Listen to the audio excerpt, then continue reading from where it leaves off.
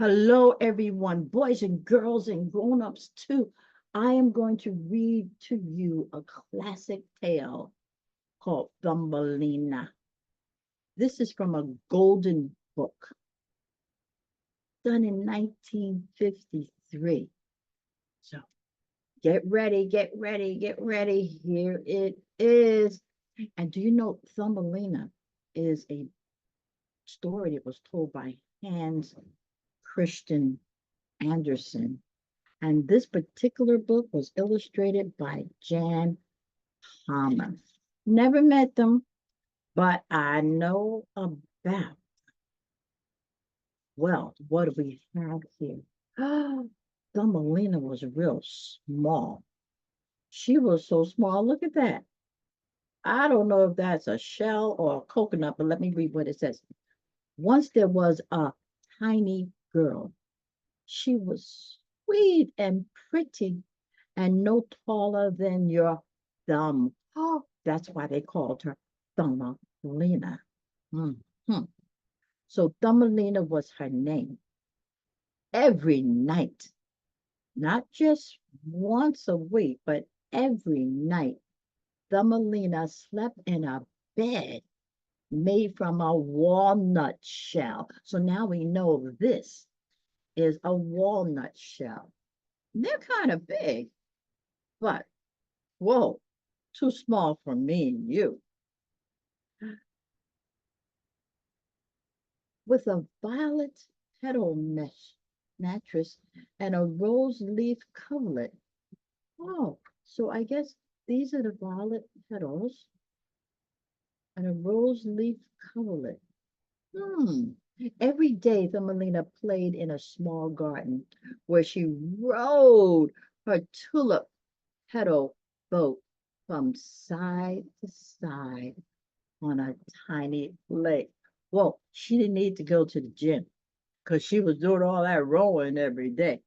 She had strong arms. She made a most charming sight. And as she went along in her boat, she sang to the sweetest little voice you ever heard. I don't know what kind of song she was singing, but you can just imagine all the songs she could have possibly been singing. Oh, what? I don't know if she was singing gospel. I don't know if she was singing uh, popular tunes or not, but she had a nice voice and she would sing as she wrote. You know, we should do more of that. While we're doing things, sing. When we're exercising, sing. Well, one night, as Thumbelina lay sleeping in her pretty bed, well, there she is. She's lying in a pretty little bed. Oh, that means she must have had a bed in a walnut shell, too. Very interesting. And look at that little pink petal, I guess, over her. Oh my gosh, a great ugly toad came hopping by and saw the lovely maiden. And there's that toad. Toad is not pretty at all. And I guess she didn't have any locks around her area, so that toad could just get right on in. That's interesting. She would make just a, oh, she's talking. She would make just the wife for my son, thought the toad. So she snatched up Thumbelina and hopped back to her home in the muddy bank of a brook. And she put the sleeping Thumbelina on a water lily leaf. So, okay, folks, let's see what happened here. She snatched Thumbelina in her bed, and Thumbelina was still asleep. Now, I don't know why she was sleeping so hard because I think some of us would have woke up unless we were on some kind of something to make us sleep. Well, maybe Thumbelina was just tired from all that rowing. That's a point. And she brought her to a muddy lake. Oh, there she look at what happened here. In the morning, when poor Thumbelina woke up and saw where she was, she cried most bitterly. She wasn't singing. She cried.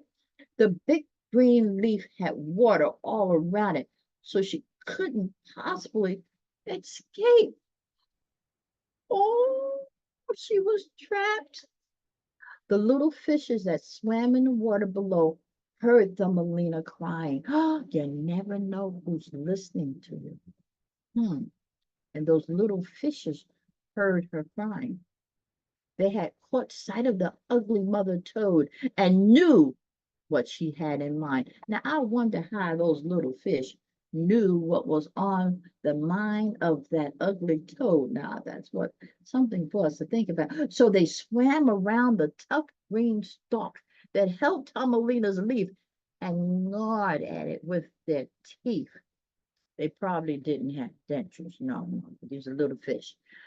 They gnawed at it with their teeth. They kept chewing on it, chewing on it, chewing on it to break it. Then, with Thumbelina on it, the leaf floated down the brook, far from the toad and her son. And look here, you can see the little fishies actually working so that she could be free. Nice little fish. At last, the leaf boat swirled to a stop against a mossy bank in a strange forest world. All through the summer, a lot of time passed by. She was in that forest for a long time. All through the summer, Carmelina lived quite alone. Oh, no TV, no nothing, no people, no other little people, nobody. She lived all alone in that enormous wood.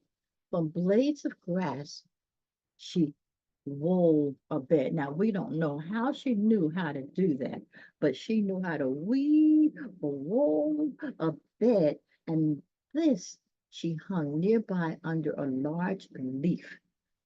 Oh, look at that, which sheltered her from the rain. For food, she had honey from the flowers. For drink, the morning dew on the leaves. And so she passed the summer and the autumn. Yes, God provided for her. Then came winter. Oh, the bitter winter. All the birds flew away. The flowers withered. The leaf under which she had lived shriveled up and turned to a faded yellow. Oh, oh, as the Melina searched for a new shelter, it began to snow. And every time a snowflake fell on her, it was as if a whole shovelful was thrown on one of us. So delicate and tiny she was. Isn't it something? Yeah. Will she survive? I know you're wondering. I mean, if the Lord gave her shelter and gave her the ability to make, her new housing and shelter, and then gave her food and stuff to drink. Will she survive the snow? Oh no. Oh, check it out, check it out. At last, on the fringe of the wood, she came to a field mouse's door. And there was a field mouse. And the field mouse said, "You poor thing," said the kindly field mouse, when she found Thumbelina shivering at the door. "Come into my warm room and have a bite with me." Oh, this is a friendly mouse. Not like some of these other mice that you may see running around. No, this is a friendly mouse. Invited her in to eat. The mouse took a liking to Thumbelina at once and invited her to stay for not the night, not the week, the whole winter. "Just so you keep my rooms tidy and tell me stories, she said. Well, that was the only thing she had to pay. She didn't have to pay any rent, heat, electricity, or anything like that. All the mouse wanted her to do was to tell her stories and keep things straight. Thumbelina happily agreed. I mean, shoot, what was the alternative? To disagree and freeze? This was a good proposal. Wow. What else happens? I'm not telling you because I'm going to do a part two. So tune in and see part two, Thumbelina's adventure. How long will she stay with the females? Does she ever get married? Does she ever get larger? These are questions we have. So tune in. I'm going to read part two. Talk to you later. Bye bye. See you later. Okay, boys and girls, and ladies and gentlemen, you know part one, Thumbelina was staying at the field mouse's house. What happened? She'd been there all winter, and here's what happens. In the evenings, not just one evening, but a lot of evenings, the field mouse's neighbor, field mouse had neighbors around her. Wasn't like Thumbelina was earlier when she didn't have anybody around her. The field mouse's neighbors often came to call. He was a tiresome old mole. Oh, here he is right here. See that long tail? Looks like a rat, but it's a mole. There's Thumbelina, and this right here is the field mouse has been letting Thumbelina stay there. The mouse said, but this house is even snuggier than mine, the mouse said. And he wears such his house. Oh, I read that wrong. She said, but his house is even snuggier than mine. So I don't know if she was trying to hook Thumbelina up with the mole or not, telling her that his house was real nice. Is that a reason to marry that old mole? I don't know. And then she said, and he wears such a lovely black velvet coat. If only you could get him for a husband, you'll be well off indeed. Oh, she was trying to marry Thumbelina to her. She was just looking after her. Thumbelina had no intention of marrying the mole. He couldn't bear the sunshine and the flowers that Thumbelina loved so much. And he said all sorts of rude things about them. Now think about it. Thumbelina loved the sunshine and the outside and the flowers. The mole was always in the dark, didn't like sunshine, didn't like flowers, didn't like the pretty things. So I don't think that would have made a good match for Thumbelina. I mean, what do you think? I don't think so. I know you want her to be protected and have shelter and food, but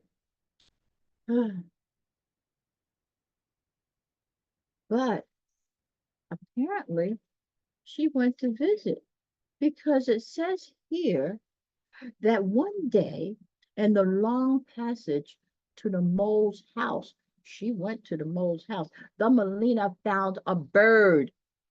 Oh, there she found a bird. It was a swallow. I'm pronouncing it wrong. Swallow,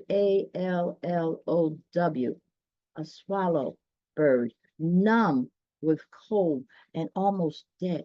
Oh, Thumbelina had a heart of compassion, you can tell. She wove, there she goes, weaving something again. She wove a tiny blanket of hay for the swallow and covered him with it. She brought him water in the petal of a flower and took care of him all winter long. Such compassion, such kindness.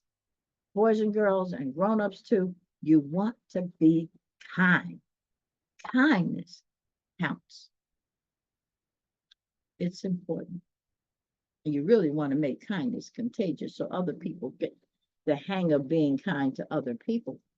When she was not caring for the swallow, Thumbelina spent her time spinning and weaving a trousseau. A trousseau. I pronounced that wrong too. Trousseu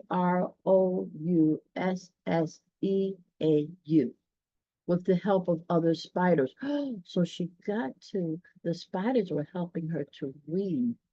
For the tiresome mole had proposed to her. I guess she was going to go ahead and marry that tiresome mole. That's why she was weaving all the stuff that she would need. And the mouse decided they should be married soon. Remember, we don't know who Thumbelina's family was. So the mouse was like a adopted mom for her. Interesting. Oh, poor Thumbelina. She grew sadder and sadder as the wedding day drew near. She had to marry that mole. She would have to say goodbye to the sun, say goodbye to the flowers, since the mole did not care for them. When spring arrived, Thumbelina opened a hole in the roof of the passage, and the swallow stepped out into the sunshine. Look at that. She, that's the swallow that she was taking care of all this time. Oh, I feel my daughter cry. How happy the swallow was to be free. It's, hmm, if you had been sick and no one to help you, and then someone comes to help you, and then you start getting better, you would be happy.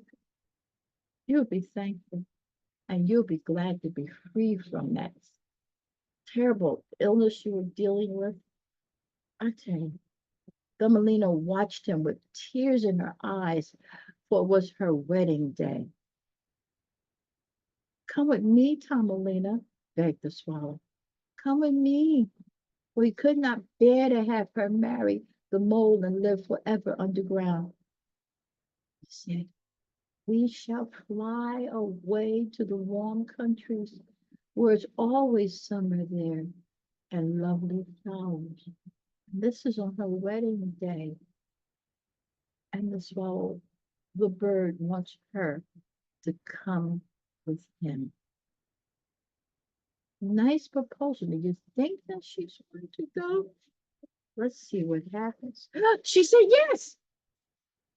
Yes, cried Thumbelina. I will come with you.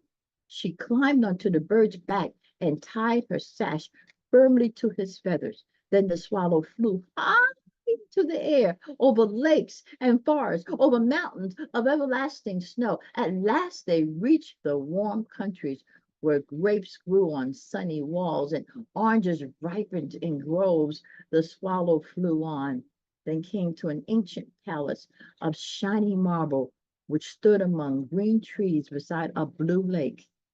Here the swallow flew down with Thumbelina. Look at that. How beautiful. It feels good to be free. Oh my gosh. What happens here?